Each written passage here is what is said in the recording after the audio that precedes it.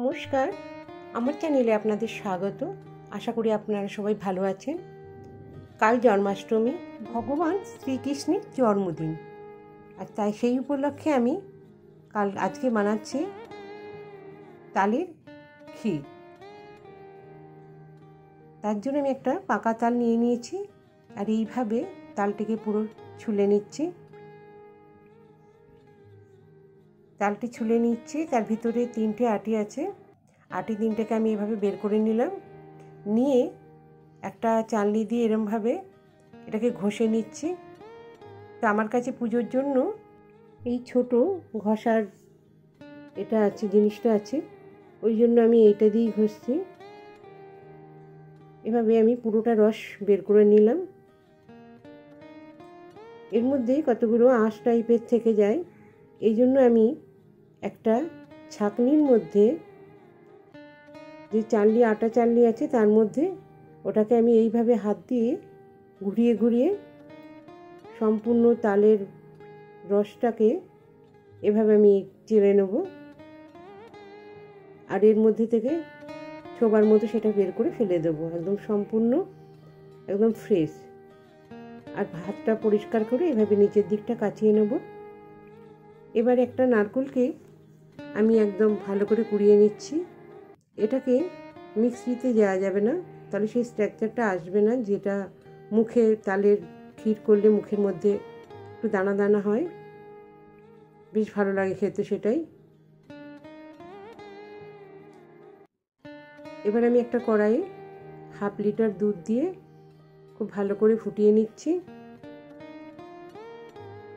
কিছুক্ষণ ফোটানোর পর এটার মধ্যে আমি নারকেলের গুঁড়োটা দিয়ে দেবো। নারকেল গুঁড়া দেওয়ার পরে আমি এর মধ্যে 100 গ্রামের মতো চিনি দিয়ে নিচ্ছি।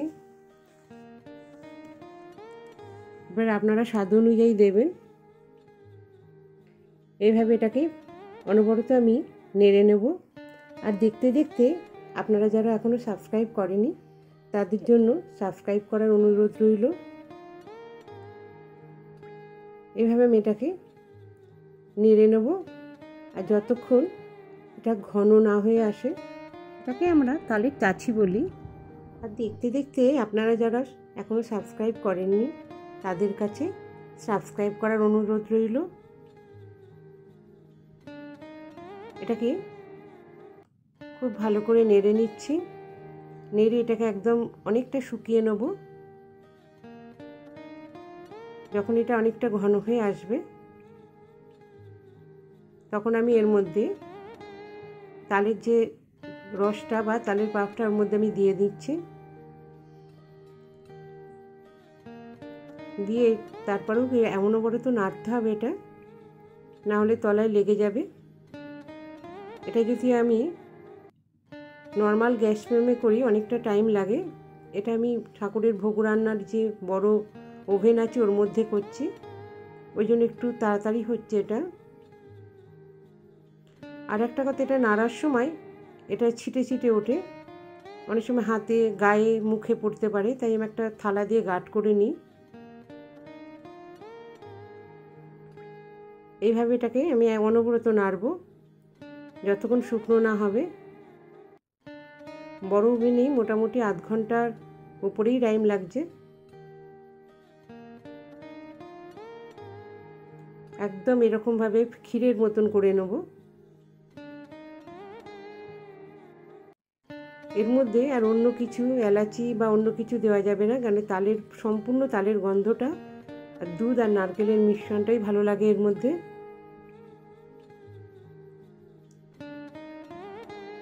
একদম শুকনো শুকনো করে যতক্ষণ একটা দলা টাইপের না হয়ে যায় ততক্ষণ এটাকে আমি নাড়বো, এরকমভাবে তলায় লেগে না যায় সেভাবেই নাড়বো। এইভাবে নেড়ে নিচ্ছে এটাকে। এবার এটা একদম আঠা আঠা ঘন হয়ে গেছে, এবার উঠে আসছে।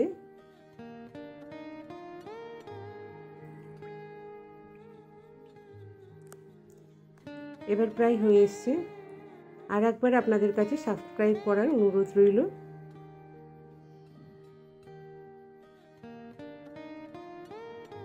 এটা জন্মাষ্টমী উপলক্ষে এই ভাদ্র মাসে প্রত্যেকের বাড়িতেই মোটামুটি বানানো হয়। এবার এটা হয়ে গেছে, এটাকে আমি এবার প্লেটে উঠিয়ে নিচ্ছি। এটা পুজোর জন্য করা হয়েছে। কিশমিশ আর কাজু আর আমন্ডকে কুচি কুচি করে সাজিয়ে নিলাম।